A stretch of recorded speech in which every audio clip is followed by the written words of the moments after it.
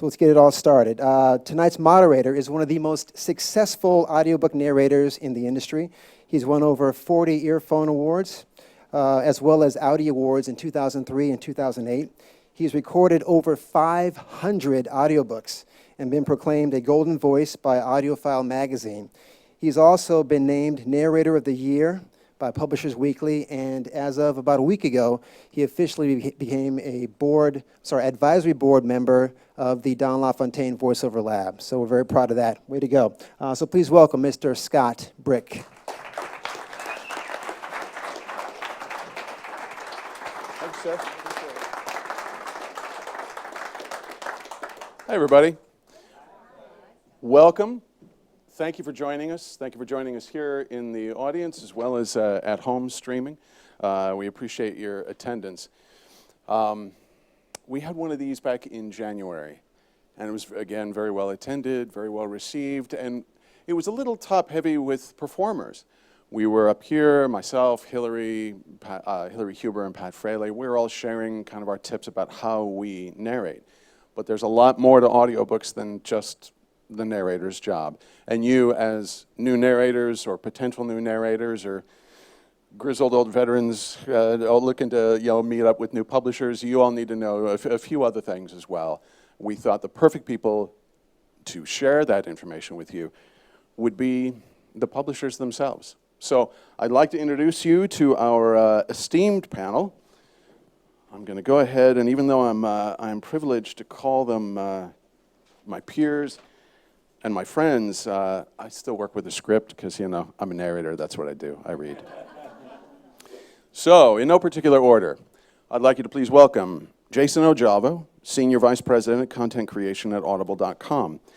Jason has spent 20 years helping creative individuals, actors, dancers, musicians, making a living from their art. He's a Senior Vice President at Audible, a division of Amazon.com. He launched and now runs the groundbreaking ACX, Audiobook Creation Exchange Service, which connects voiceover actors with great books to create more audiobooks for the ever-growing base of audiobook listeners. Jason also oversees Audible Studios, which in 2013 received a Grammy Award as well as 9 Audio Awards. He holds an MBA from Columbia University in New York, and we're happy to have him. Thanks for coming, Jason. Thank you. Next up comes Debra Deyan, producer at Deyan Audio.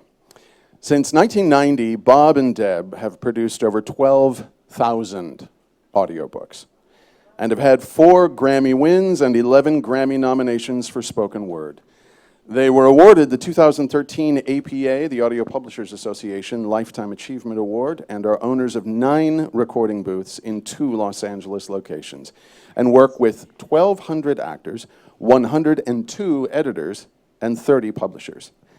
And if you'd like to learn more about their efforts to raise awareness about Lou Gehrig's disease, I heartily encourage you all here and at home to check out their website. It's an extraordinarily inspiring documentary at alsbob.com. Thanks for coming, Deb. Next up, we have Mark Kondracki, Principal, Outloud Audio. Mark Kondracki is an Audio Award-winning and Grammy-nominated director and audio engineer and owner of Outloud Audio with studios in New York and Los Angeles. He has worked with talent ranging from Kenneth Branagh and Elijah Wood to Kate Winslet and Whoopi Goldberg. Thanks for coming, Mark. And our final seat goes to Jessica Kaye of Kaye & Mills, an entertainment and publishing attorney. Jessica founded the Publishing Mills, a Grammy Award-winning audiobook publisher. She has served as president of the Audio Publishers Association and on the board of governors for the Los Angeles chapter of the National Academy for Recording Arts and Sciences. She also works frequently with Random House Audio as a freelance audiobook director and producer. In addition, she's a current member of the board of Victory Theater Center in Burbank and on the board of the Southern California chapter of Mystery Writers of America, MWA. Jessica owns Big Happy Family, LLC, a digital distribution company for audiobooks. She is the creator and co-editor of the short story anthology, Meeting Across the River, stories inspired by The Boss. Thanks for coming, Jessica. Thanks, Scott. The reason I thought everybody at the lab and at the SAG Foundation thought this would be a great panel, a great selection of people for you to hear from this time, rather than performers. These are the people who publish the books, hence they cast them. So hearing what they have to say, you know, what makes a good demo, how do you get your foot in the door, it's invaluable. And not to sound like the grumpy old man, but you know, when I was their age, we didn't have access to publishers like this. But I'm gonna stop now before I tell some kid to get off my lawn. I've got some questions, and we'll go through them, but we're also gonna be opening it up to questions from the audience. As mentioned earlier, if you've got any, please fill out the cards. Send it off to the people in the aisles, and they'll bring them on up. We'll try to get everybody's questions answered, and that includes the streaming audience at home. So without any further ado, I'll work my way down the panel here. Jason, start by telling me what for those who are brand new to the world of audiobooks, what is Audible? What's ACX? How are you involved in audiobooks? How are they connected? Okay. So Audible is, we're a division of Amazon.com. They purchased us a few years ago, and we are the largest retailer of audiobooks in the world. So virtually any audiobook that has been recorded by you or your peers is available for sale on Audible for digital download.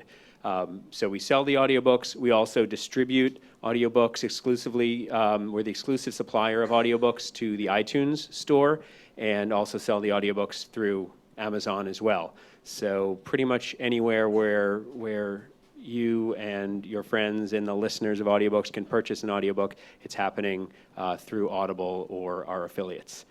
So that's Audible. We are always looking for more and more and more great content to sell to our customer base, which is one of the reasons I'm here and kind of on the circuit all the time, looking for new actors to hire to make more audiobooks. It's really all about more. And you'll sort of hear me say that a number of times tonight, because we're really trying to grow the business and make audiobooks a more mainstream form of entertainment, you know, alongside film and television and magazines and video games. Like, we want audiobooks right there as a way that people consume entertainment. So that's Audible. We basically, in addition to being a retailer, we about 7 years ago built Audible Studios and quickly became the largest producer of audiobooks as well. Again, it came down to us as a retailer needing more content for our customers to keep them satisfied, to keep them coming back to our stores. So we said, okay, there's not enough being produced in the industry, let's produce it ourselves. So we built 6 recording studios in Newark, New Jersey, back east, and make a ton of audiobooks there. We added 7 studios this past year in addition, and still not enough capacity. So we work with everybody here on this panel with me to produce even more audiobooks. So we'll sign the rights, the audio rights from the publisher or the agent or author, get the rights, and then make it in our studio or one of our partner studios in LA or New York. So that's Audible, all about retail. ACX, I don't want to spend too much time because I'm only the first person, you got 3 more. ACX is the Audiobook Creation Exchange. The website is acx.com, and this is a great way for actors to break into the audiobook industry and kind of grow their credits. So it's basically, ACX is like a matchmaker.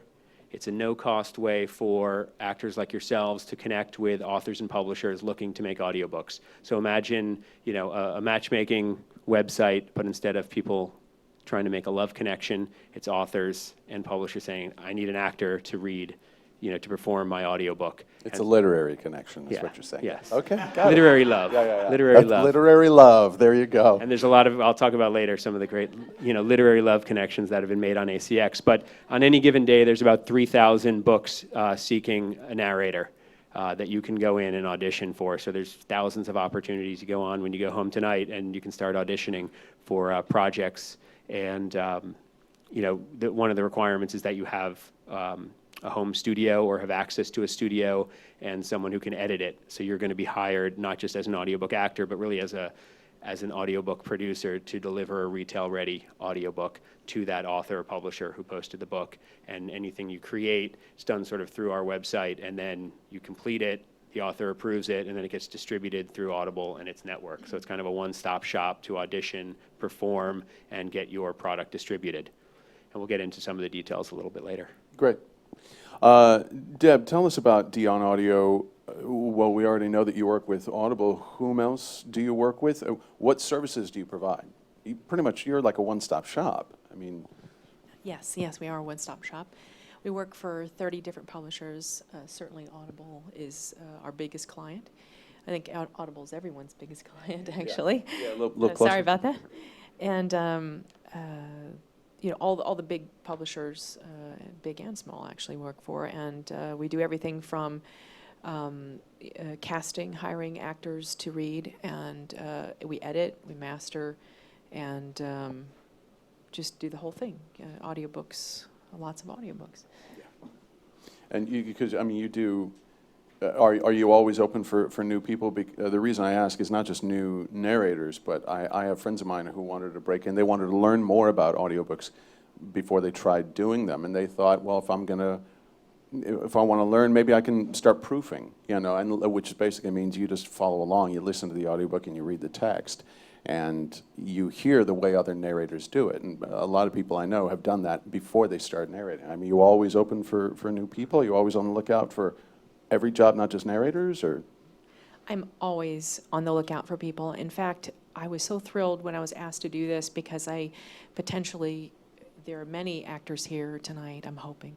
I normally, my husband and I we don't have children, and so for many years, 25 years, we've gone to 3-4 plays a week, searching for theater actors that are really good at what they do, and then we stalk you.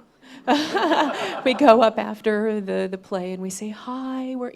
And now everybody knows what an audiobook is, but 25 years ago people thought we were insane asking them, hi, would you like to come and read for us? And back in those days we had a closet. So it's certainly a lot of things have changed, and the interest and the knowledge, and thanks to people like Audible who have done a lot to make people aware of what an audiobook is. So yeah, I'm always thrilled when I have actors in front of me that I can talk to and to see about how we can make a connection and how we can get you reading. Great. Mark, tell us about Outloud, what you all do at Outloud. I know that you do more than just audiobooks. We do, we're very fortunate to. We do audiobooks, we do educational materials, we do entertainment, we do television, live action looping, we do animation, we do a lot of different things, which is why we also have facilities both in New York and Los Angeles. The majority of our work, though, is audiobook work, and our focus is quality, the highest quality. We've been blessed with being chosen by publishers for a lot of celebrity reads, for a lot of audio-winning titles. I have a degree in English from Columbia University. A lot of my staff has either an undergrad or a master's degree.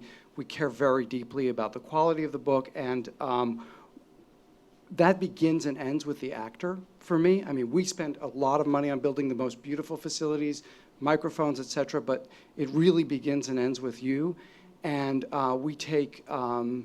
we love our actors because you make us look good. And in fact, at my last SAG-AFTRA event, I ended up hiring an actor who I met who did an amazing job for me. So like Debra, I'm always looking for talent.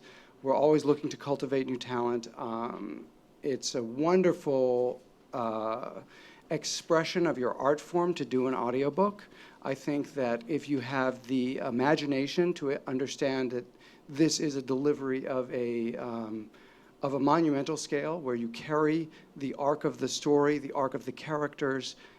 It is a challenge and an incredibly rewarding experience, and we try to nurture that. And that's kind of our essence in the industry. We're not we work with a lot of publishers, not quite 30, but we do work with Hachette, we work with Random House, Audible. We've been very fortunate that way, and yeah, we're always looking for talent, and we encourage. I actually, just as a very quick aside, with my love for actors and my appreciation for your craft, I encourage all of you to experiment with audiobooks, with voiceover, even if your pursuit is live action. This will help round you as an actor. It will give you a different way to approach your parts. It will, there's the presidium in the theater. There is no real presidium here in the audiobook. It allows you to be in a different way. I'm sorry, I'm going off too far on a tangent, but that's kind of who we are, and we're privileged to be with this. You have no idea how fortunate you are to have these people here on this dais. They are the best in the business, and I'm honored to be with them. Well, Jessica wears maybe more hats than anybody else I know of in this industry. She's, as you already heard, she was the head of the Audio Publishers Association. That's essentially the body that kind of oversees the industry, a number of tremendous resources for narrators. But in addition to that, she freelance produces audiobooks. She's also a publishing attorney. I mean, she knows the industry inside and out. So, but what she also does, the Big Happy Family that I mentioned in the bio, is this distribution company that takes smaller press authors and basically liaises between them and Audible and the distribution process. And what I've noticed a lot happening a great deal these days is people are starting to publish their own books very early. Narrators publishing their own books. I started doing that maybe 5 or 6 years into the industry, but nowadays people are starting to do it right away.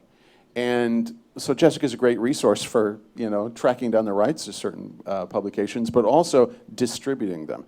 Tell us how that works. Tell us what is your interaction with new talent in the industry? Well, usually somebody will approach me.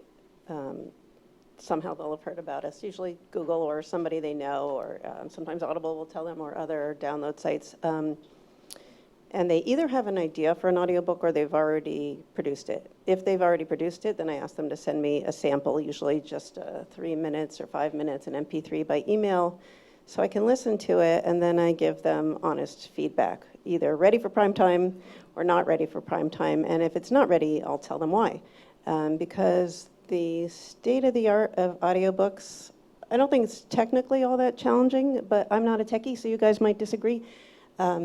But there is an aesthetic quality that is really, really standard if you want to compete with everything that's out there. So, so that's the first step. But if they haven't already secured the rights or started the process of recording something they already own the rights to, then I can guide them, either help them see if the rights are available and secure them if that's possible, or tell them what kind of, I won't tell them what kind of equipment they need, because as I mentioned, I'm not a techie, but I can point them to people who can tell them that, or send them to studios that can help them. Editors, everything has to be really well edited. It's great if you've done a terrific performance, but if it's not well edited, people still won't want to listen to it for the most part, unless, in my opinion, there's one exception to that rule, and that's if you're giving a talk as opposed to a performance. If you're a speaker, then fine, you can clear your throat, you can cough and hum and her, but otherwise, it's got to be pretty pristine.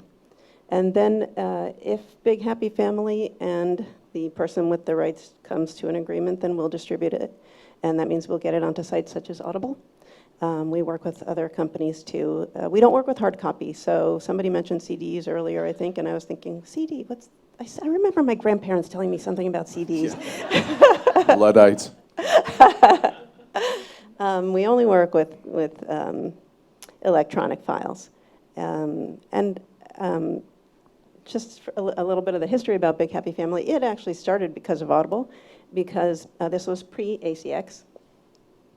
Because I'm an attorney and I worked in audiobooks for a very long time, I would have clients come to me and say, I've got an audiobook, or I've got 2 audiobooks. I can't get them on Audible. They don't want them until I have 5 or 10. And so when that happened a couple of times, I went to Audible and said, I have these clients, and what if I just bundle them all together? And then you don't have to deal with people with 1 or 2, but it's just one. Well, at the time, I actually was going to call it orphan audio. And all these sad little audiobooks I couldn't get onto Audible. And The Isle of Misfit audiobooks. yeah, it was a sad story. And Beth Anderson at Audible said to me, I really don't like that name. So I thought, well, I see her point. And I just flipped the concept around, and so it's one big happy family of audiobooks. Nice, very nice. Well, that's a great resource for those of you who are, a bit more entrepreneurial in your approach to breaking into audiobooks. But using that as a springboard, breaking in, let's talk about the process. All of you, please, you're welcome to answer this question. How does someone go about, somebody who, let's say we already assume that you have the skills, you've taken classes, you're self-taught, whatever, you know how to narrate audiobooks. You've put a demo together, because that's the next step. You have to have a demo to demonstrate your skills. How does somebody then take that and turn it into a career making audiobooks? How does somebody approach you with a demo? What is the talent acquisition process like for all of you? Well, we're an online company, so the easiest way is to email us at readers@audible.com, and we accept submissions that way. But it's really important to say, don't attach a giant MP3, and I mean that in two ways. First off, you don't attach one long file that has you performing 5 different, sections of 5 different audiobooks in 5 different genres. You want to demonstrate your expertise in a certain genre, like here's me reading a mystery, and that's one file, and here's me reading a romance book, and maybe a third one, here's me reading a nonfiction, book about outer space, something like that. So that's the first. You don't want to attach one big file. Second, you don't even want to attach any files. You want to send us a link to your website where the files sit, so you don't clog the inbox. I was wondering if that was a preference for everybody. Yes. Yeah. So certainly for Audible. So yours. you email readers@audible.com, and that would connect you with Audible Studios. And if you want to connect with ACX, that's basically would be you connecting directly with any one or dozen of these thousands of different authors and publishers who are using ACX. And at that point, you'd find a specific book on our search functionality, and you can audition for it using, there's just a button that says like audition here, and it'll spit out 2 or 3 pages of the book for you to perform. So that's there you're connecting directly with the decision maker on an individual basis versus connecting with Audible Studios, which, where we hire thousands of actors, for our studio. I would like to, forgive me for jumping in, I would like to point out, because I hear this in class a great deal when I tell new students where to send their demo or send links to their demos. I say, well, you definitely want to audition for audible.com. And they'll say, well, I already have. And I'll say, really, where? And they say, well, I'm up on the ACX website. Even though ACX is owned by Audible, if you audition for ACX, it doesn't necessarily mean the same thing as auditioning for Audible. Yeah, because that'll be going directly to the author who wrote the book on that one title, whereas Audible Studios, we have a handful of producers who work for us who make the decisions on how to cast different projects. And we're always looking for new voices, so send an email, link to your website, and we'd love to hear from you, and we can get back to you. And if we like what we hear, a lot of times, if you're based in LA, we'll say, oh, meet the Deyans, meet Outloud Audio, and make the connection for you there, since our studios are back on the East Coast. Debra, what about you? Do you have open auditions? How does it work? They have to send in their demo first? I'm exactly like Jason. I really prefer, if I don't know you, for you to send me an email at Debra, Debra, at deyanaudio.com, deyanaudio.com, and link your demo, just like what he's talking about, you reading different things from your website, so that it doesn't clog up anything. And then, I quite often make most of my matches by going to plays and finding your work. I also make a lot of my connections by I have 1,500 very happy regular readers, and because they're happy, they refer their best friends or people that they act with in plays and whatever around town. And so if I get a reference from somebody, like I see somebody in the audience I know right there, if she sent me an email that said, my friend Julia would like to read audiobooks, just because she sent me the email, Julia would just come in within the next week. I wouldn't even have to hear Julia. I would trust her reference. So for me, there's three ways to get my ear, and that's from a referral from a friend who I trust, from you sending me a cold call on an email and linking to your website, or me just happen to run across some of your work in town. And I guess there's a fourth way, that tonight I'll meet some of you afterwards, and maybe we can make a connection. Mark, do you operate the same way? I know you like to get a link. I do Sure. like to get a link, and I just want to say, sort of in a more macro way, there has never been a better time to be an actor, in my opinion. I think that the opportunities available to you right now are tremendous. The challenge is that you are now required to think a little bit more like an entrepreneur. And that can be very confronting and challenging for people, and I appreciate that. So when I say it, it's in no way a flippant comment that you should instantly have business skills, but it is something that will prove very valuable in your whole career, because having a home studio to do work for ACX, for example, or even to do demos, or to do commercial work, or to do anything, is incredibly valuable. It's in the range of most people financially, and it enables you to create a relationship with one of us that is consistent with what we're used to in the business world. And what we're used to is exactly this. Here is a link to my website. And I don't want you to go spend a lot of money on your website, but if you have something that's simple, where I can get a link to hear your audio, and that's all you need, it says a lot about you. It says you care about this, you care about me, and you're providing me an easy way to hear what you have to say, and it shows me that you are a professional. There's a tremendous amount that happens in this first email that puts me in a comfortable position to say, this is somebody I want to do business with, I want to bring in, I want to hire. I listen to each and every single audition that is sent to me. I sometimes will not listen to all of them, because if you send me 4, I might make a decision immediately. This person has a great voice, and I will put them in my little folder of actors I'm going to come back to. For me, hearing your audition is wonderful, but I don't know the circumstances under which you created your demo. You might have gotten and spent a lot of money at a high-end studio. You might have done a tremendous amount of editing. So when I actually do my casting, if you have cold emailed me, I will send you an audition. So if I say, oh, Mary was great, and suddenly a title comes in that's perfect for what I think Mary is for, I will send you a page and request that you read it and send it to me so I can hear. And so at that point, either have a relationship with an engineer or a studio, or have something in your house where you can turn this around. This will help not only in getting business from me, but just in your careers. It's available to you, and I just encourage you to seize it.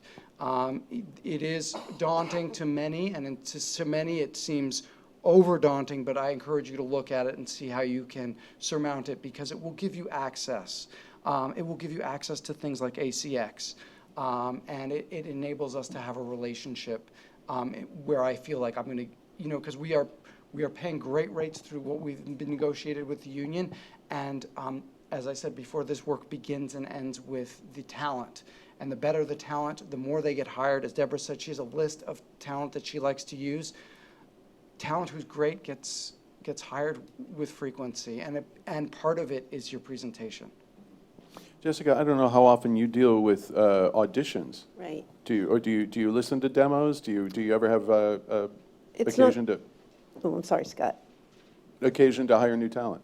It's really rare these days. Usually when I'm hired to produce or direct, the talent's already either been chosen or it's in the process of being chosen. But I do often get emails from producers saying things like, can you recommend a 20-something female Brit? So if I happen to have worked with a 20-something female Brit recently, who I remember as being really, really talented, that person's name will go out. So while I don't solicit auditions, I do sometimes get them anyway. And I will say, it's really been educational for me hearing that you guys would prefer a link, because my advice in the past to actors has been, send that MP3, because the less work the publisher has to do to track down your audition, the better. But now I think I'll have to change that advice. It's really Well, interesting. I think there's kind of a nice blend, because like Mark, you're talking about business skills and how important it is to be able to present, make a good presentation. Yes, you should have, I think you should have your website with your demos on it, but nobody up here should ever have to click more than twice to be listening. Yeah, ideally once. Yeah. Yeah. So you should include, 4 links that will go directly to your website, but to the specific place Right. where that audio demo sits. Once as to the opposed site, here's my general website. Yeah. Once to the site, and then once again on whatever genre they want to hear. No, Or even just directly to the genre. Oh, sure, yeah. 4 links directly to the genre. Oh, 4 links, even of course, better. of course. Yeah. Yeah, that makes great sense. Well, then you're all qualified, because I know you also go through through your work with Big Happy Family. You have narrators sending you their stuff, hoping to publish it. You're all qualified to answer this question. What makes a good demo? What will make you go, huh, yeah, okay, great, I'll call him in for an audition? Or in Mark's case, great, here's a page of copy. What is it that sparks your interest specifically? For us, something that shows off character delineation, so ideally a scene where there's multiple characters having a discussion for part of it, and it's very easy to tell the difference among who's talking, and not without overdoing it. So you don't want someone with a really heavy accent talking to someone else with a really heavy different accent, talking to someone with a cartoon voice. Like that's no customer, no listener wants to experience that, but just kind of subtle changes in your voice, or changes in your diction, or the speed of your speech, or how much you pause between words, just something like that would show off who's speaking. So that's probably the number one piece of advice I would give, in addition to kind of the standard ones, like we don't want to hear you breathing heavy, or we don't want to hear mouth noises, standard things like that. But I think character delineation is key. And if that's not a skill that you have yet in your career for audiobooks, send us a nonfiction piece. Get us excited about whatever topic it is that you're reading from. If it's rocket science, be as excited as the author is about rocket science, and without sounding spastic about it, certainly, but draw in the listener. Anybody else? What makes somebody really stand out for you? What would make you hire them? I would have said exactly what Jason said, character delineation, and not going too crazy on the characters, not doing too much. And I think that everyone should, if you're not especially gifted in this area, I really recommend everyone to go to an actual coach of some sort, a class or a coach. There's several people in our industry that are really good at this, and like Pat Fraley, Mark Cashman, Nancy Wolfson, Hillary Huber. There's a whole bunch of them. They're really, really good at helping you make a good demo, and I think that's important, because your first impression on me is really important, or the first impression on any of us here or any of the others. Yeah, I guess that's about it. Yeah. Mark, what about yourself? Well, I couldn't agree more. I'm going to just add one comment, unfortunately, that I do, like, please don't send an iPhone recording. No, but it happens, and I want you to, it's very much like writing a cover letter. You want to make sure your grammar is correct. You want to make sure that the letter is nicely written and composed. It's the same with these auditions. Really put your best foot forward. Because of our experience, we won't listen to more than a few minutes, and we collectively will know very quickly your level of skill with delivery. As an engineer, I'll know your mic technique. I'll know all kinds of things about the way you perform that will either make me feel very excited about you or concerned. I definitely encourage, and just as a super quick aside, and if you want me to go into more depth later, I can. I'm blessed to work with some of the greatest actors in the industry who've been working for many years, and to this day, the majority of them, I know they practice their craft every day. And these are people who have the credits you want, and they are always working. And that might apply to all of you here, but I just wanted to share with you, they never stop attending classes, getting coaching. So you should never in any way feel like, well, I'm not so sure I need to do this. Please do it. It helps us produce great work. And if, I was just going to add one thing, if you are recording it at your home studio and you think you might want to record a full audiobook at your home studio, maybe slate that at the beginning of the sample, because then we'll know, oh, wow, this is someone that we could hire and bring into Audible Studios, or this is someone who we could send out a book to and they could produce it from their home. So just it doubles the opportunity for you if we know that. I will echo something that Mark was just talking about, practice as much as you can. I teach with Pat Fraley, and John McClane came in and took one of our classes. And the next thing you know, the guy's working all the freaking time. And, you know, I think he did, yeah, he's an absolutely amazing narrator. And he was nominated for an Audie on one of his very first books. And 6 months later, I show up to teach one of Pat's classes again, and there he is. I was like, what are you doing here? He's like, well, I want to learn. I'm like, yeah, you're already doing this pretty well. He goes, I want to get better. And he's been at 3 of our classes so far. And I'm not saying that to say keep buying classes from us. I don't care if it's with us or with another class, or if you're doing it at home in front of your mirror. Keep practicing. All the best actors always hone their craft. And I'm assuming you in your other acting work would do that, you know, with commercial classes or just scene classes. It's the exact same thing with audiobooks. I'm glad that you brought up the, you know, don't do the iPhone recording. I've actually had that happen. But it kind of segues into the next thing. What makes you go, okay, no? And not necessarily the recording quality, but something else. What would make you go, okay, well, this person's a definite no? Or what would make you go, well, this person, not now, but maybe with a little instruction? What makes a bad demo? Well, here's a little science. When you watch a movie, the standard is 24 frames per second. Fools the eye into thinking that you are seeing motion. In audio, it's 44,100 samples per second to create an audio sound that will fool the ear into hearing that that is actual audio. Our ears are so much more sensitive.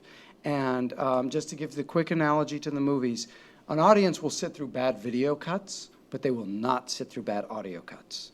If the audio is sort of going in and out and you can hear things cutting off, it will disturb you. And for us, we listen so closely every day and with such high quality equipment, bad edits, which you brought up earlier, are a turnoff. And just super quick, the most important person to me out of all of this is the person who just spent the money to buy the audiobook. And what I think of whenever I work with anyone is, how is the suspension of disbelief carrying me through this story? And part of that is your performance, and part of that is the edit.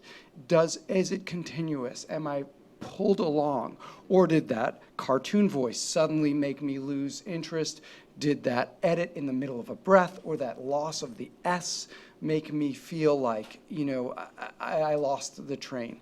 So it's very important. It is, I consider it to be a very high skill. It's interesting, I find editors all the time, they have 10 years experience editing dialogue, they come and work for me, and they don't have the chops for an audiobook to really do it well to our standards. So it might be hard for you to learn on your own. It's sometimes easier when you have your own voice to practice with and learn that stuff, but it does matter to me, especially if you're gonna pitch yourself as having a home studio. I wanna know that the edit is clean. That would turn me off. Fair enough. Well, all right, I got to ask this question, and not to, well, first of all, we're not going to name any names, but I'm curious if there had been just some demos sent to you, and whether this is the demo itself or the way in which it was sent to you. What are your nightmare stories? I mean, everybody's got to have at least one. I had a horrible one. I had a student one time. So I told everybody in the classes, send your demo out to smaller publishers, people who were always looking for new talent. You may not get in the door right away with Simon & Schuster, but you might be able to with, XYZ. And months later, I get a piece of mail, snail mail at home. She had sent out actual CDs. This is a few years ago. And I look at the return address, and I said, and first of all, it's addressed to my LLC, my publishing company. And I said, who is this person? Why do I recognize this name? And I open it up, and it's one of my old students. And it's her demo, which is great. But she said, Dear Brick by Brick Audiobooks, I was in a class recently with Scott Brick, and he suggested that I start sending this out to people. And at first I thought it was a joke, but I kept reading, and this wasn't a joke. And so I wrote back, and I said, oh, that's funny. Scott Brick told me something completely different, signed Scott Brick.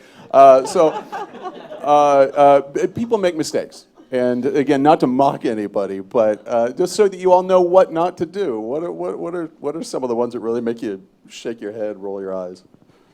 Well, I got one this week just on the plane over to LAX from JFK that one of the producers sent me so I just, he said, take a listen to this. So I hit play in my seat, and, the woman says her name and what she's going to read, and then proceeds to do voice exercises, gargling, la la la la la la la, some strange rah, rah, that I had never heard taught in any class before, and yeah, just slate it, say your name, what you're going to read, and start reading. I don't need to hear the voice exercises. Just get right to it. Yeah. All right.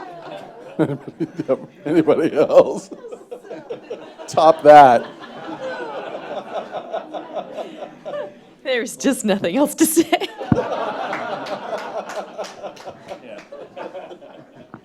We did have someone perform, we were casting some classic book, I don't know if it was Pride and Prejudice, something like that, and probably something that should have been read by a female voice, and some guy with submits, it sounds like he's talking jive, like almost like mock jive voice, like from the 70s, some old film for 3 pages of Pride and Prejudice. So you got to know your audience, and you got to know the material and what you should be using for your audition. So and it wasn't a joke. It was they were serious about it. So you got to know what your voice is going to be good for and what the material calls for, and so that was an odd one too. And correct me We if get I'm a wrong. lot. Yeah, of course. Do you ever get people who overproduce things and put on music or sound effects or anything like that on their demo? Yeah, yes, that's frightening. Because the audiobook industry doesn't want that. I do something similar to what Mark does when I get a cold call demo. If the person's in Los Angeles, I ask them to come to one of my 2 locations and actually read to me something that they pick out. Where in Mark's case, he says that he picks out something and sends it to you and has you do it. But it does the same thing, which is sometimes the demos are so overly produced that it frightens me. You might be amazing, but they're so overproduced that I wonder what in the world is being hid there, from a technical standpoint. So I would, have you come out and actually read for me in the booth so that I can see your lips move and know what's going on, really. Yeah, people should, everyone in the room, if you're interested in working in audiobooks, listen to a lot of audio. Yeah, just listen to 2 audiobooks and listen to 10 minutes of 2 audiobooks. And then you'll know kind of what it's kind of supposed to sound like. Wait, and, can we tell them which 2, though? Because there are also bad audiobooks. No, but if you go on Audible, for example, not to, tout Audible more than I need to, but, you can, there's thousands, there's over samples on 100,000 books. book. Every book has a sample, and look up the top-rated audiobooks, top-selling audiobooks, customer favorites, ones that our editors like, top voices. There's lots of ways to sort it on Audible, and just start, clicking to listen to the sample of some of the top-rated books and get a sense of what it's supposed to sound like. You would be surprised how many people actually come to me to read audiobooks and have never, ever listened to an audiobook. Oh, yeah. And I would have them in their auditioning, and all of a sudden my eyes go wide and I'm like, have you ever listened to an audiobook? And they they're kind enough to say, or truthful enough to say, no, they haven't. But it's really clear, when you're us, it's really clear that when someone has never even listened to one. So, yeah. I think that starts bordering on that business acumen that you were talking about, Mark, because I'm sorry, back when I was like, even before I was auditioning for video games, when I was playing video games, I never sunk a quarter into the machine unless I watched somebody play it first. I want to know what to do if I'm going to spend my money. So, Well, yeah, and I consider this such an art form. I find it offensive when I meet an actor who, with zero humility, says, I've never heard him, but I can do him. It is insulting to the actors who care deeply, and I care deeply about you. So when someone comes to me and doesn't care about what we do, it's obvious, and it's not somebody I want to work with. I want to partner with somebody who cares deeply. When an actor has come to me, recently actually, Audible sent me a great celebrity who hadn't done an audiobook, but he had listened to 3 or 4 prior to coming. He'd contacted the author. He had read the book numerous times. He had practiced. He was ready, and he was humble. And he came and he said, I've done all this work, and I still want you to help guide me. But I knew that his attitude was so right, and his skill, his acting skill was so right, and he'd done so much preparation, we were going to get there, and we did. And in a larger way, for your careers, when I work with some of the greats in the business, they approach every project that way, and it makes for an incredible experience. And I think each of these books can be an incredible experience. And when you approach it that way, it really translates in your audition and in your performance. And I think makes for a more joyous way to pursue your craft. I'm curious if something that was the case when I was breaking in is still the case now. I broke in back in the 20th century, in 1999. Oh, God, I feel old. When I sent in, it wasn't a demo, but I sent in something that I had recorded. They gave me an audition. This was with Dove Audio, who's no longer around anymore. But they said, okay, great, come on in for the in-person audition. I did. I showed up. I gave them the in-person audition. It went well. They said, okay, great, we'll give you a call. They called me, within the month. They said, we've got 2 short stories that we want you to do. And instinctively, I knew 2 short stories. Okay. A short story collection is different than a novel. A novel is typically going to have one narrator, but a short story collection, you usually have a different narrator for each one. And I thought, okay, well, they're going to try me out on something small to see if I'm okay on something big. If I can do it on the micro level, maybe I can do it on the macro level. So I treated that first day, that first job, those first 2 short stories, I treated those like another audition. Is that still the case? Is that kind of a testing ground that new narrators can expect to have happen, tried out on something small? Yeah, I mean, at Audible, certainly, we hire you for one project at a time. A good example of how we use that philosophy is we started hiring some actors on 13-week contracts, they're called, where we hire you for 13 weeks, and you'll be working basically full-time performing audiobooks, and then we will hand these actors basically a stack of books and say, start recording these in your home studio, and then, you send them over to this editor. We connect you with an editor, and they'll edit them. And, but we don't hire anyone for a 13-week contract until we try them out on 1 or 2 books. So that's sort of the way that we test people with home studios, and that's really important. And sometimes we'll hire actors for short story collections. We don't really do that many short story collections, so it's not as pertinent for us. But you're not going to get hired for a series, a book series of 7 books on your first gig. You're going to get a single book, and if that goes well, then you can hopefully hit the holy grail, which is getting hired for a series, and know that every year or so, or if they're already written, maybe you'll just get 7 books in a series at once, and you'll be employed for quite a long time. Got it. How about the rest of you? That's exactly what I would have said. I hire for one book in the beginning, and I would never, ever hire somebody new to do a series of books. I would just do one book.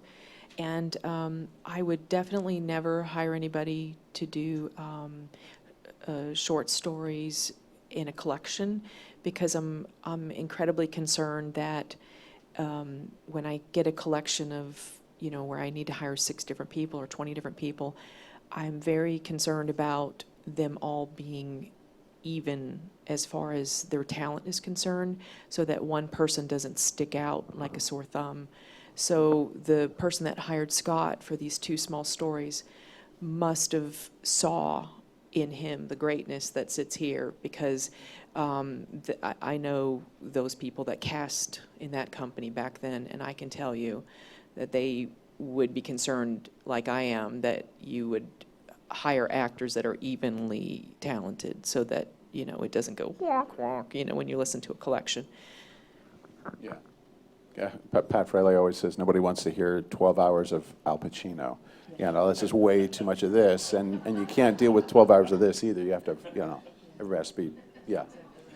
All right, well, let's say this. Let's say everybody has created their demo, they've sent in a link to their demo, you've listened to it, they've auditioned, you've now got them in your roster. Debra, you were saying you've got like 1,500 people in your roster. I know from the publishers that I've spoken to over the years, the problem with casting is that they don't always have the right thing, the right project for the right narrator right away. So, on average, what do you think is a normal response time? First of all, how long will it take after somebody says, I'd like you to listen to my MP3, or I'd like to come in and audition for you? What is the response time to get back to them? And then, let's say, assume that it went well, what would then be your response time, a normal amount of time before you might conceivably call them and say, I have something for you to do? For me, the response time has been as short as the day they came in to audition. Just the script just happened to be there, and they came in, and it was like, wow. They would leave with the project, and probably the longest time I know of on my roster was 13 months. So somebody that came in and auditioned, and I was just crazy for them, sat there for 13 months waiting for the right book. So I put that person's name in 7 or 8 times over the 13 months, but somebody else was always chosen.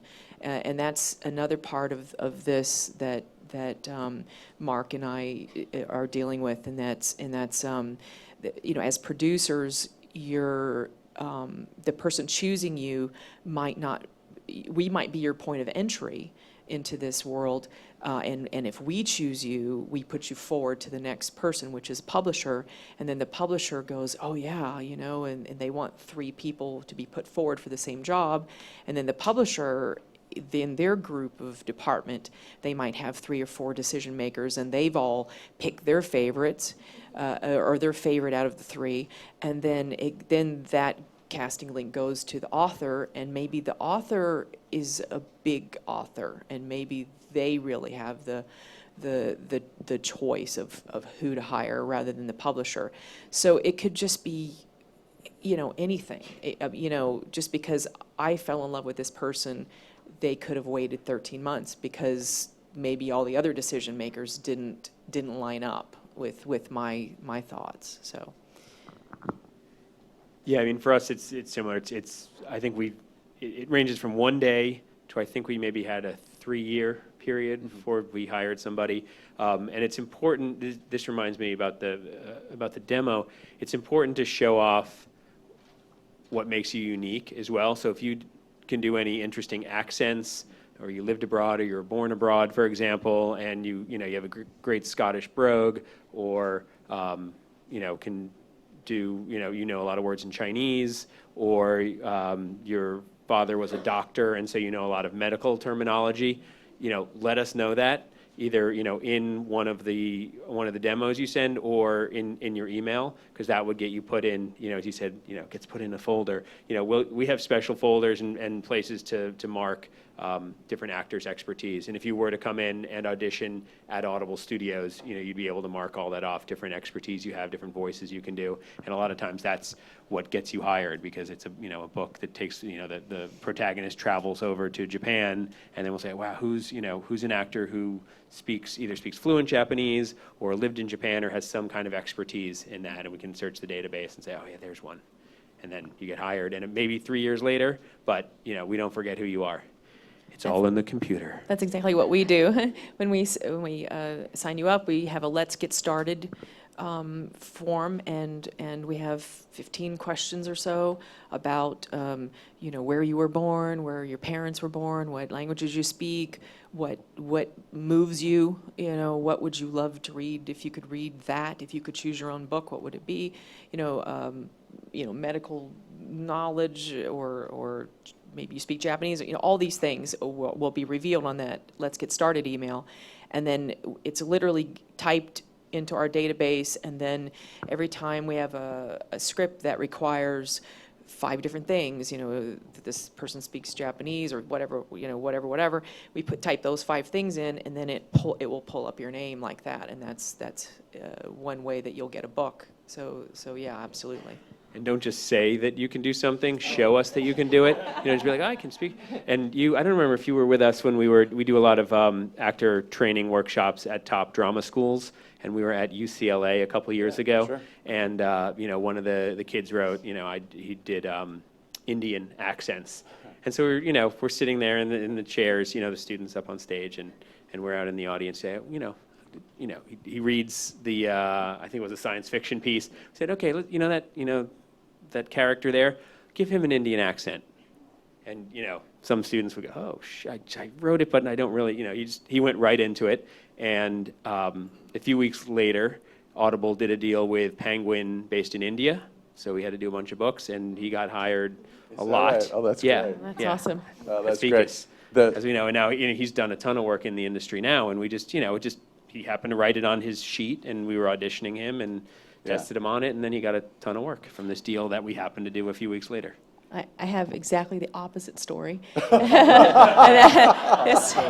Gosh, love her, this poor British girl. She wrote that she was fluent in French, and I just auditioned her today, and it was a British young woman who was going to France, and wow, let's just say her French was horrible. And so she kind of slid in my mind a little bit, because now I feel like I can't really trust her. So be careful. Like, you can show off your thing and get a bunch of work, and if your thing is real, and you can slide, Absolutely. in my opinion, if you're not Producing not demos truthful. for people, people say to me all the time, I'm going to do this one in the British accent because it's flawless. And I'll say, great. And then they'll get in the booth, and they're not being flawless at all. So, I mean, really, it would behoove you, if you make a decision like that, let somebody else hear it. Somebody else whose opinion really matters to you, and preferably somebody else here in the industry, or who is familiar with how French should sound, or whatever it is. Because, I mean, look, I'll sum it up. My advice, if you're going to demonstrate, don't suck. Two very, very valuable sayings I found in my life. The threshold for competence is a lot higher than you think, is one. And so make sure that you really can do it. And the other one, and this is kind of a business idea, and I found this to be true. There is no neutral experience when dealing with a client. It's either positive or negative. There is no neutral.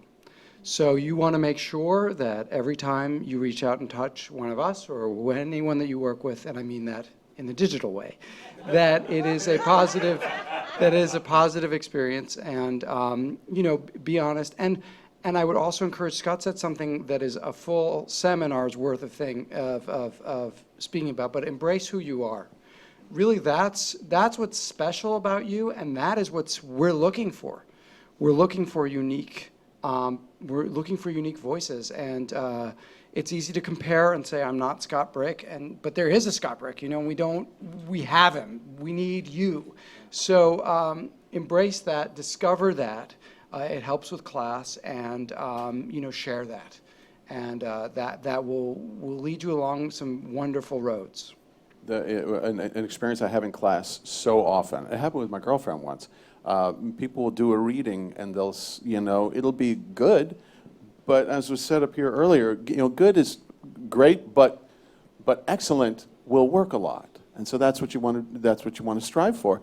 And I hear it all the time when we're in class. I'll be like, okay, let's try to be a bit more conversational. Let's put a little bit more of your personality in it. And I hear this phrase all the time. They'll say, oh, I was reading the way I thought an audiobook narrator should sound. And no, an audiobook narrator should sound like you. Every single person here in the room has got an individual storytelling gift.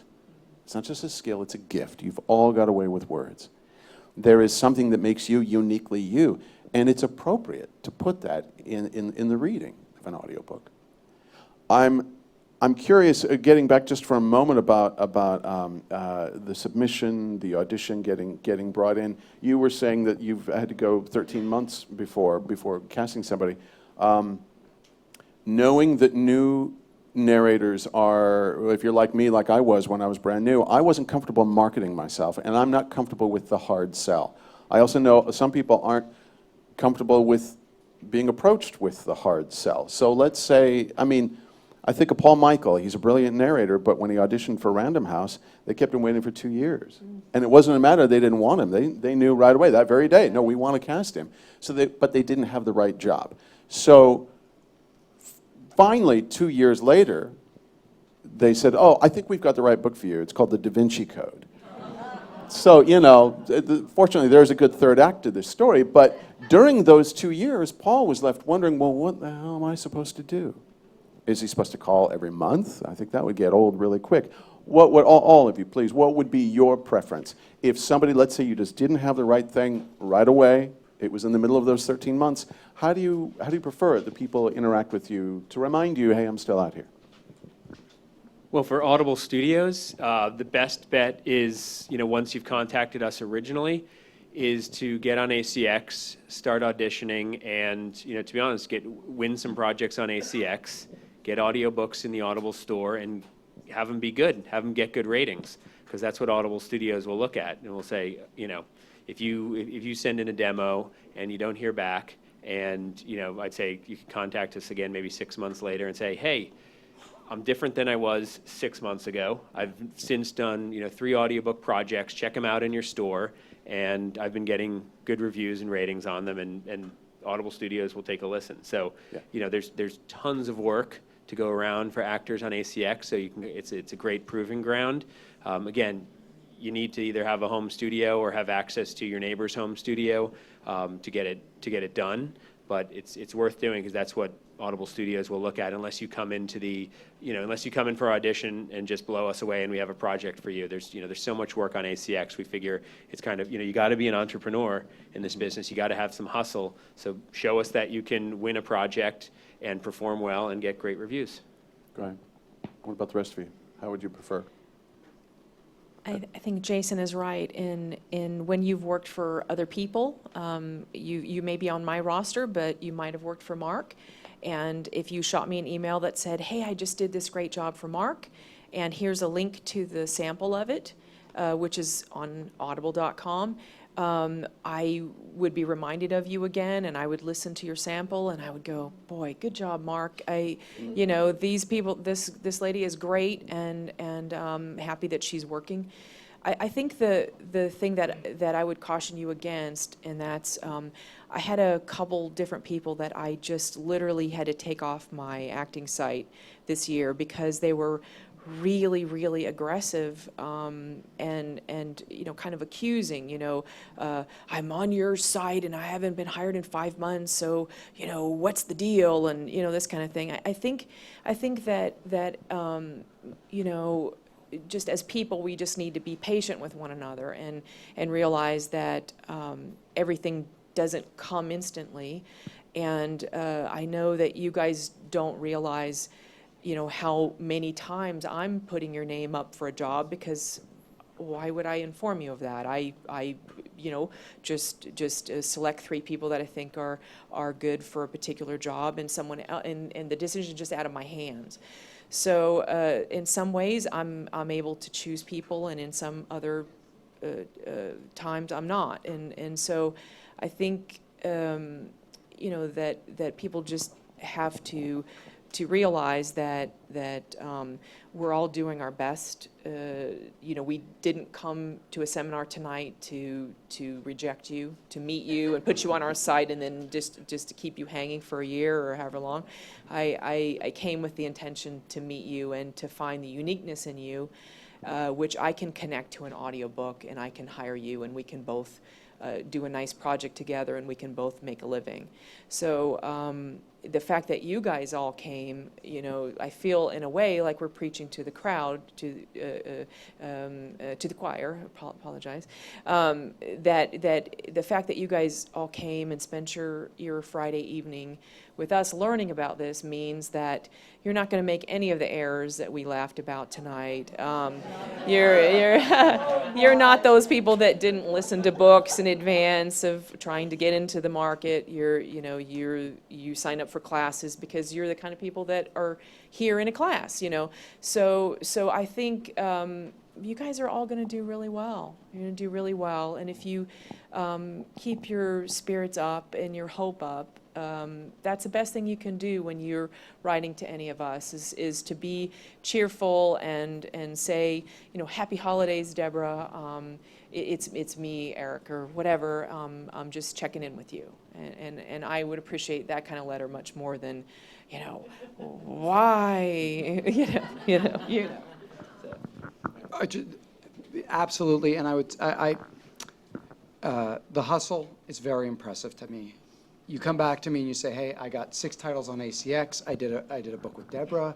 I booked this other commercial VO," and I would say again, like back to that sort of professional entrepreneurism, 3 to 4 months, really good time. Shoot me an email, say hello. I met you at that SAG-AFTRA event. I loved what you said, this is what I've been doing. And the other thing to keep in mind for us, we're giving you access. We probably collectively would get 1,000 emails a day, right? We do. I mean, we get a lot. We manage a lot of people. We're managing a lot of projects, and we do give our attention to each and every email. But please be respectful of that. By contacting us ever so often, being clear and concise and kind in your email, that will go a long way. And we'll call you in, and when we call you in, the readiness is all. Be prepared. Blow us away. And believe me, the actors who come in and blow us away, we hire.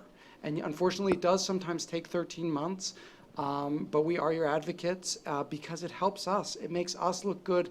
It's good for the community to have great actors. We want to work with you, and we do care about you. Jessica, I'm curious about something. Because of your experience with the Audio Publishers Association, back in the day, home studios really weren't that well known, but nowadays it seems to be moving towards that as the norm. Do you sense that? Do you sense that? How important is it? Let's say for anybody out here now who doesn't have a studio, how important is it to consider one at least? Well, if you have the means and the room for one, I would highly recommend it, and make sure that you consult with somebody who can tell you what equipment is appropriate so that you get a good sound. People do all kinds of configurations. Some people build their own booths from specs. Some people know how to do it themselves. I have one in my home, and I'm not even a narrator. And I bought a professionally put together booth from a company called Vocal Booth. Whisper Room is the other one that a lot of people in the industry use. And there are specs on the ACX site, if I'm not mistaken, or anybody who is a veteran in the industry. Am I wrong about that? There's information and a video about setting up a home studio. Yeah, I think I looked at it when I was deciding what to order. And then I consulted with some engineers I know as well. But Scott's right. A few years ago, that was a pejorative term, home studio. And now I wouldn't go so far as to call it a prerequisite, but it's to your advantage. If you can build a good, quiet room that has good recording sound. I don't think you necessarily have to, but I'm looking at one of the question cards that we got, and this is from Barry, was specifically asking Debra, what if an actor doesn't have their own home studio? Can they come and do an audiobook in yours? Absolutely. I actually do most of my work through we have 9 recording studios, and I do most of my work through my own booths. So I certainly do hire home narrators. There's been ebbs and flows in the market where there might be hundreds of titles on any given day to do, and on those days we certainly need as many people, all hands on deck, to have a home studio. And then there are times when there are dozens of jobs on a given day, and those can be done in 9 booths because we run them 7 days a week, 2 shifts. The night shift. I think of that cartoon, morning Ralph, morning Ed. Yeah, no. But it's true. It's like, okay, another dead soldier. We just finished one off. Next. There's an insatiable audience out there for audiobooks. You were saying earlier, I'm trying to remember this, just to follow up on that question. If somebody says to you, let's say, your studios are in Newark, but somebody is out here, and they say, well, we don't have a home studio. Are you going to call Debra? Are you going to call Mark? Put them in there? That's exactly what we would do. If you're the right actor for the book, for one reason or another, you're the person we want to hire, or occasionally the author will specifically request somebody, either because they liked your work on Audible or they know you personally. Yeah, then we have to send you to someone's studio like Outloud, like Deyan Audio, and there's a couple others that we'll send you out to. And this is the same thing. If you happen to live in Tennessee or Texas, we'll find a studio for you if you're the right actor. And typically, if you're working at home versus, let's say, working at one of your studios, if you're working at home, you're self-producing. The producer is the director, essentially. But if you're working at home, you don't always have one unless you hire one. When they work at your studios, are they doing it alone, or are they doing it with a producer? So far, we've only ever had people doing it with a producer, with a director/engineer. And our preferred method is a punch method, where every time you make an error, the engineer rolls back and reslates you. It's easier to edit that way, and we create a rhythm together, and it works. We've actually been considering a new opportunity, which is to have, most people have their home studios here in this area, or like in apartments or townhouses, condos, and in places in Hollywood and West Hollywood and so forth, that where you're dealing with a lot of noise issues or gardeners or whatever. And so we've heard a lot from you guys about that, and a lot of you record in the night, literally in the middle of the night, because you don't really have much of an option to do it during the day because of noise problems.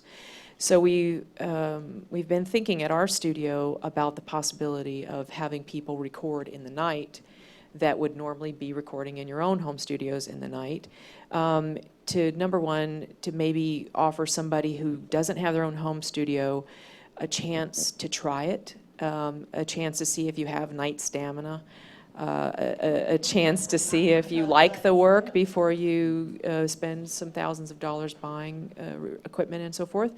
So it's just an idea that I have rolling around in my brain at the moment, and maybe it'll come to fruition. But just, the idea of having people that have never done this before try it in the middle of the night, and our studios don't go from 10 p.m. to 9 a.m., so they're just sitting there anyway. And so I thought to myself, maybe to give that as an opportunity for folks who would like to try it before you buy it, type of thing. So, but anyway, if that is interesting to you, you can approach me about that, and we'll work out something for you. I know Random House, they've got 6 full booths, but they also put in 2 whisper rooms.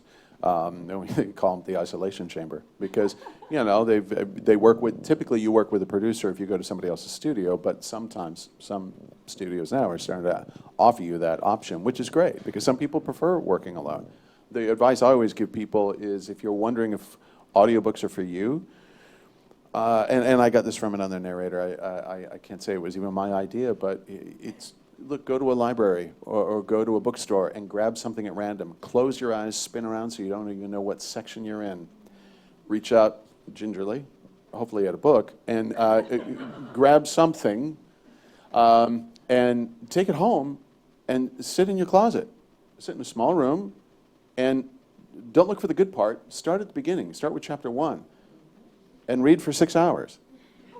And at the end of it, if you feel like doing it again, give somebody up here a call. And I'm not being facetious. I say that because it's not for everybody. Some people are really freaked out by the isolation, even when you're working with one other person. Jessica and I work together all the time, and there are times where we're like, oh my God, I just got to get out to the lunchroom. I got to get away from this world I'm living in today. You just need to be a little bit social. So not everybody has that skill. It takes so much stamina. I mean, I'm on the business side. I have trouble understanding how some actors can do it. Being in a booth for, 4 to 6 hours a day, you take a little lunch break, you take some breaks and walk around and just narrate, perform. You're doing a one-person show for 4 to 6 hours a day, playing all the characters, and then you go home, you prep for the next day, and you come back the next day, and you have to perform again, all the characters, one-person show, 4 to 6 hours, and you do that, 5, 6 days a week. It's, we always say, all of us say, it's a marathon, not a sprint. It's really intense, but it's also extremely fulfilling because you get to, perform book literature as opposed to, selling a used car or something like that. Yeah, it's extraordinarily fulfilling. I've got a question here, and it's addressed to everyone. It's from Kate V. Kate, thank you for your question. This is about the demo. Can you talk a little bit about how long, what would your personal preferences be about how long the demos should be? And let's talk about each selection, not the demo itself, like if you strung all 3 of them together or however many you have. How many selections do you like? How long do you like those selections to be? I don't know. Every producer is different. We tend to like about 3 different samples, 3 different styles, anywhere from about 30 seconds to 3 minutes, whatever you think is required to get the idea across, to sort of, have a little story arc at least within it, and show, if relevant, show some dialogue. So usually 3 different genres and 30 seconds to 3 minutes. Is that the same across the board? For me, it's 3 different and not more than a minute. I couldn't even. 3 different genres. Yeah. Yeah. No, sorry, and there should be 3 Separate different files. files. 3 different Here's my files, mystery 3 file, different here's my files. romance, Yeah, here's my exactly, nonfiction. Exactly. Yeah, 30 each seconds one to 3 30 minutes. seconds to, we say up to 3 minutes. Each one 30 seconds to 3 minutes. Usually, most producers will know within 30 seconds, but if it's good, sometimes we'll want to give it a little more time and see how it develops and see, is it great? Mm-hmm. Yeah, 3 minutes is perfect. And honestly, when you're delivering something to a client, you want them to call you and say, could you please send me more? I'm captivated. Yeah. So 3 minutes is perfect. And honestly, we don't have more time in our day than that. Yeah. But it's perfect. I'm curious if, for the demo selections, assuming everybody has the skills to do, because again, not everybody's going to be comfortable with doing dialogue. Maybe they want to do nonfiction.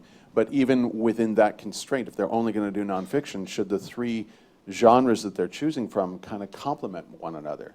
Should one of them maybe be a memoir? Should another one be, a historical essay? Should another one be self-help or spiritual? I mean, should they all be sufficiently different to really give you a good indication of everybody's skills? Yeah, I mean, that sounds logical. A memoir is very different from a medical journal. Right.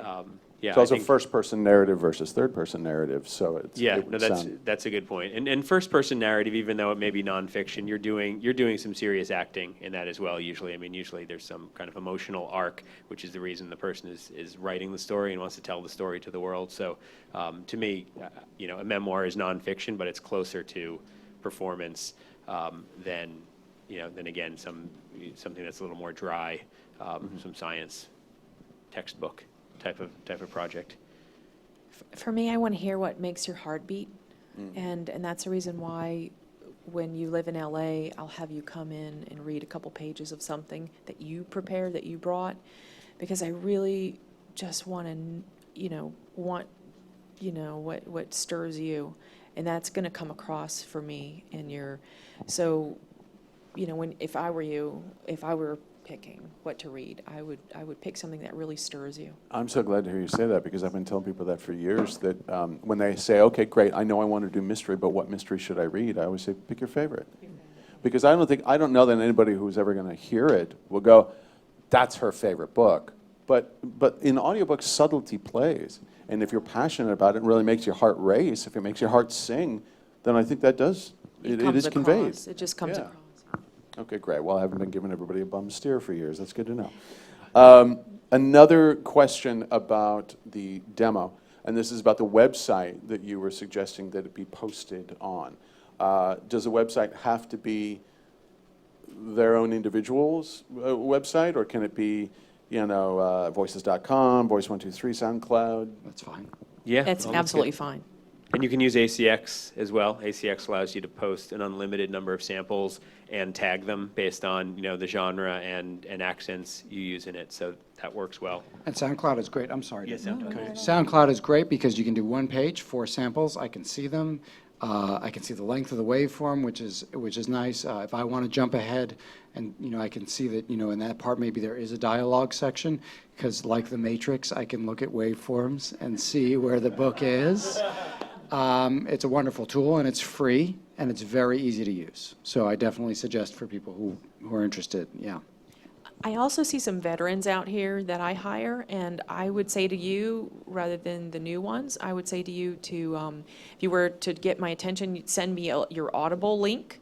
So if you have 15 selections on Audible, books that you've read already, then I can, by sending the link, I don't have, it doesn't take up memory in my computer and so forth, and also I can see what your clients have been rating your work as, that you're a 4.2 or a 3.7 or whatever the ratings are for each of your books. That's important to me too when I'm casting you. I would also imagine that there's a little subtle distinction that might be going on in your heads. If somebody sends you, a demo, if somebody's done one before, great, here's the demo. But if somebody's done 15 or 20 and they send you links on Audible, it kind of makes you go, oh, this person works. Yeah, don't send me a demo if you have work on Audible. Yeah. Demos are for people who don't have any work to show. Yeah. There's a thing about the audiobook industry that I always say it's incestuous in a good way, because when you do something for one publisher, the other publishers take notice. Every publisher listens to everybody else's audiobooks. And I got my first 2 major best-selling authors because somebody in another studio at another publisher said, hey, this guy did great work for us, do something for, you might want to hire him. So I would imagine it's still the same today. If you're working, We it talk. begets work. Yeah. Yeah, we all talk. And I mean, my first Audie came from an actress who came in and did a title with me. It was her first book. I was so taken with her. I recommended her to the next publisher, who hired her, and it was a long shot. And we won for Best Fiction, and it was just.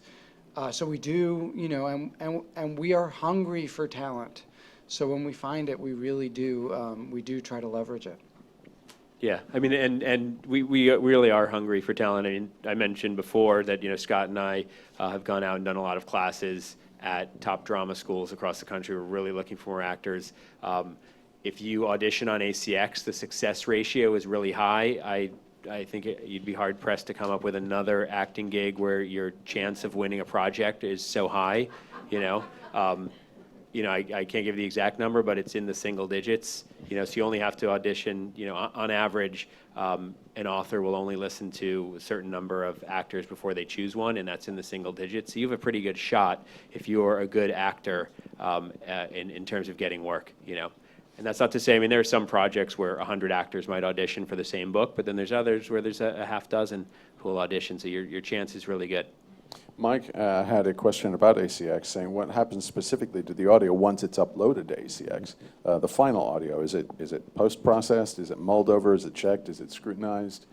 There are tiny elves that process the audio, the ACX elves. No, you're expected to deliver, as I said before, a retail-ready audiobook. So there's no, we're not going to do any mastering on it. So what you want the customer to hear is what you should be delivering to us. And as the actor/producer, that's the role you play. You will submit what you think is the finished audio, and then the author or publisher who hired you will approve it, or they can ask for up to 2 rounds of changes from you. So there's often a little bit of back and forth that goes on, but then once they approve your finished audio, it goes into Audible and Amazon and iTunes, ready for sale. And that process, that last process usually takes a couple days or sometimes upwards of a few weeks. There's another question here from Shelley for everybody on the panel, but I don't know. This is a subject that's, I think, fitting of another panel in and of itself. It's what sort of equipment is needed to make a clean audio recording at home. I know that you provide on ACX. You provide resources, recommendations where people might turn to. Jessica, you were saying, you want to hire a techie for that kind of thing. Well, I did because I don't have the expertise, so. I did the same thing. Yeah. Bob Deyan came over and set up my home studio. It was, and somebody else from Random House as well. It's like, that's not the world I live in. So.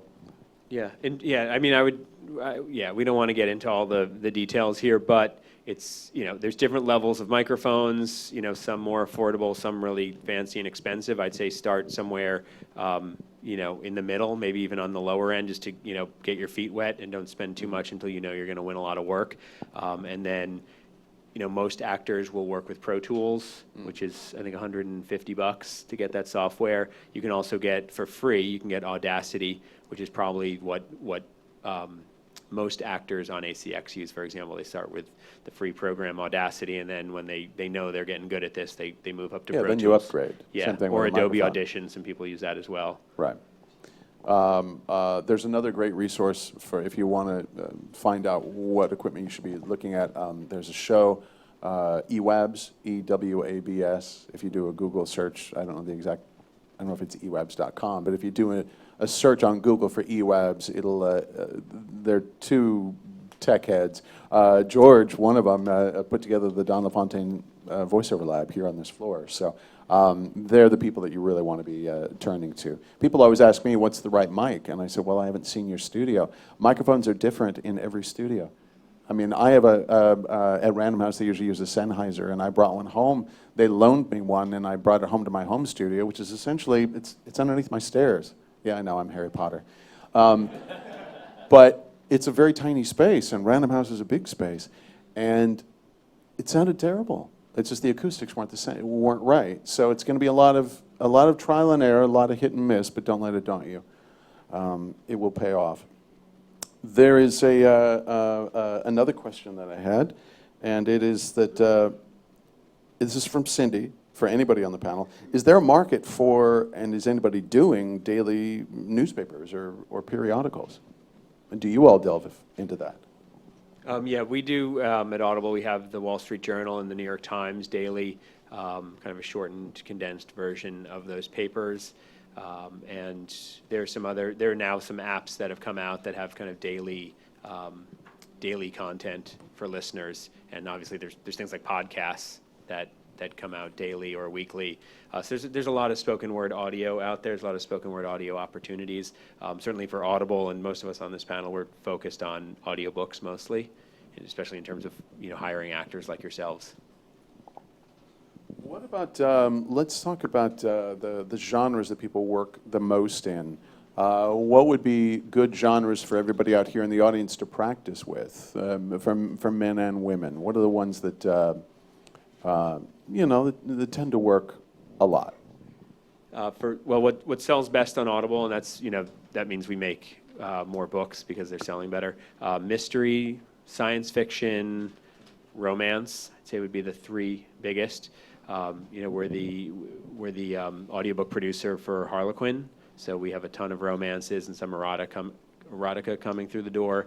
A lot of times for women, mostly, the first project or 2 you'll be hired on it will be a romance or an erotica book, because we get so much of it that we need to produce. So that's one way to to start off. And if any of you or anyone, who's watching this video in the future is uncomfortable with that, just let us know, and we won't send you those projects. Won't mean, we'll still contact you for another project. So just don't feel uncomfortable about turning down a project that you're not comfortable with performing.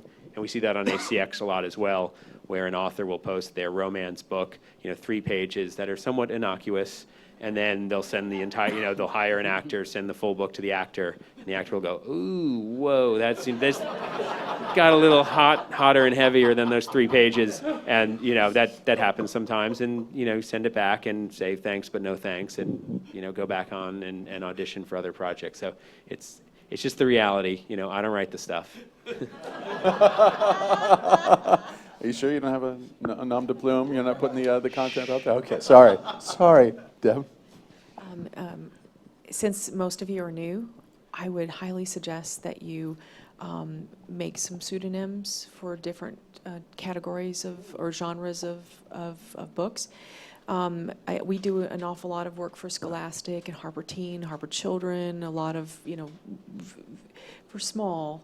And I would just melt if a 7 or 8 year old child or mother of a 7 or 8 year old child Googled and thought your work for Scholastica was amazing and they wanted to buy more of your books, and now suddenly you've got erotica in there too. So I would just suggest that if you want to keep your own personal name, like let's say reading young adult books is what makes your heart beat more than anything in the world, keep your name for what makes your heart beat. And if that's erotica, then keep your name for that, because I have people that does make their heart beat, and they do love reading under their own name for that. So, and if I were to hire them for a kid's book, I certainly would ask them for a pseudonym. So, yeah. Yeah, and you don't want fans of, erotic books like Rochelle to suddenly, by mistake, download a Magic Treehouse book or something like that. I mean, that's equally The bad. opposite goes, yeah, absolutely. And just something that's actually interesting is, for me, is in the sci-fi books, sometimes we'll contact the narrators because we'll have a lot of names that were never, that are not in any language, that were created. And sci-fi readers take this very seriously. Yes, we Very do. seriously. But the thing that's also interesting is it was very stunning to me. I called one author once, and I was talking to him about the title, and he said, I never imagined this book being spoken aloud, that this was something I wrote purely as a medium to be read. And to that end, in addition to the names, sometimes these sentences are not written in an easy way to be spoken. And it becomes a challenge for the narrator. And in your practice, I would encourage you to take a look at these sci-fi books, at some of these romance books, because part of your prep is inserting commas, creating a way for you to say these, to speak these words and give them life.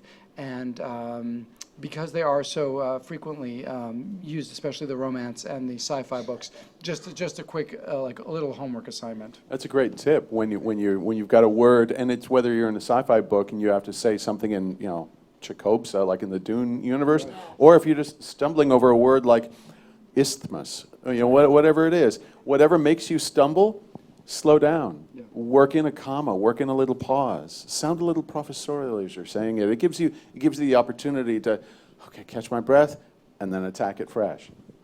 So, a question about about ACX. This is from Steve Gibbons. It can take some considerable time. Yeah, I read for a living. It can take some considerable time to prepare and record an audition. Are the titles looking for narrators on ACX taken down immediately upon the audiobook's casting? Or Yes, they are. As soon as it is cast, it disappears. So, and you will be alerted that you did not win that project. So you don't have to kind of wait with bated breath by the computer, by your laptop. So we take it down immediately. It doesn't stay up there like as an overall demo for somebody else to listen to? No, it does not. That said, if you thought you did a great audition and you didn't win the project, use that audio and make it one of your samples on your website or on your ACX profile. That's completely kosher. You can do that. unless, of course, the author then says, no, I don't want that sitting up there, which is really hasn't happened, but know that, the author still controls the work. If they want to take them down as a demo, be nice and do that for them. What, we were talking about genres that are very prevalent. Judy was asking, what seems more prevalent? Does the industry lean more toward fiction or nonfiction? How much of each is being produced right now? What do you guys see? Curious what you see, and then I'll answer for Audible overall. I'm seeing more fiction and romance being, Fiction. yeah. Interesting. I think I direct pretty much a 50-50 split. I mean, it's probably not precise, but I haven't noticed a skew. So, if you're, well, let me ask this then also, is there what would be the shift between male and female narrators? Is it fairly equitable? Is it half the work being done by each, or is it 60-40, 70-30? When I first started out in this field, almost all men. 9 out of 10 books were men, and now it's quite a bit of women. It's quite a bit. Romance is big. Yeah, really big. I think it's probably close to 50-50. It's 55-45, something like that. Maybe 60-40. No, it's more. It's better than that. It's getting close to 50-50 male-female. Yeah, definitely. So let's say you're a woman who only wants to do nonfiction. It's not like there's only going to be a few jobs for you. That there's Yeah, there's plenty out there. There's for plenty. everybody. plenty of Sure. work. Yeah, Okay. I mean, we produce so many thousands of books each year, and ACX puts out many thousands of books each year. So there's tons of opportunity. Yeah. When I was first breaking in, the audiobook industry seemed very gender and ethnicity centric. Meaning, if a book was about a white woman, they were going to hire a white woman to do it. If it was about if a woman was by a black man, they would hire a black narrator, a male author narrator to do it. Is it kind of remained the same now? And if so, do you ever see any kind of crossover where men are doing books by women or vice versa? Yeah, I mean, the go-to casting choice by most any producer is going to be based on the protagonist or Right. of the book, or the author's kind of gender and ethnicity. That's usually the first stop. It's not always what happens, but I'd say 4 out of 5 times it's the easy and obvious choice. It's what the customer and the listener expects. So we honor that. Yeah. Typically, it seems to me that most authors, if you're a Caucasian woman, typically your main character is going to be a Caucasian woman. It doesn't happen very often, but like I've done 600 books. I think I've done 5 by women, but one of them was Frankenstein because it was a book about a man. The male character, the main character is male. Can I jump in here just for a second to say that with the narrators that I've worked with, persons of color in particular, have expressed to me more than once their frustration at not being able to break out into non-person of color books, even if their voice is, you wouldn't necessarily know that somebody was Indian or African American or, you name it. And that is a real barrier for a lot of narrators, just so you know. Were you about to say something? Well, I've seen both ways because I've also seen people of ethnic backgrounds booked on many things. So I have seen Right, that. okay. In my experience, I've seen the boundaries really come down in Right. a very positive way. And I was just trying to think, and of course, it's the exception that makes the rule. But I did a series of books. I Know What You Did Last Summer. Those titles. And they were written by a female author, and we had a male narrator because the protagonist was. The publisher's choice was for a male Got it. read. Yeah, for some of them. We are kind of approaching the end of our allotted time, but if you could briefly summarize, is there a thought that you'd like to leave everybody with, a bit of advice for newcomers or for the grizzled vets, whatever? What would you like to, any last words that you'd like to say? Okay. It's a really great industry with wonderful people in it, and I highly encourage you, if you have the inclination, to give it a try, and I think you'll love it. Yeah, it's the best industry, best people you're ever going to meet. Incredible opportunity to work consistently or fill gaps in your other acting, and a great way to practice your craft. And I'd love to see you guys at my studio. Oh, for goodness sake. It's absolutely the best industry in the entire world. It just is. It just is. It's the best. And the most giving, loving, most amazing people in this industry. Just phenomenal. Yeah, jump in. Yeah, I mean, from my perspective, I think there's a ton of opportunity. It's kind of my theme here, more, and more is more. So yeah, I think there's a lot of opportunity for actors. The people on this stage and other producers you'll meet are really open-minded and always looking for new talent.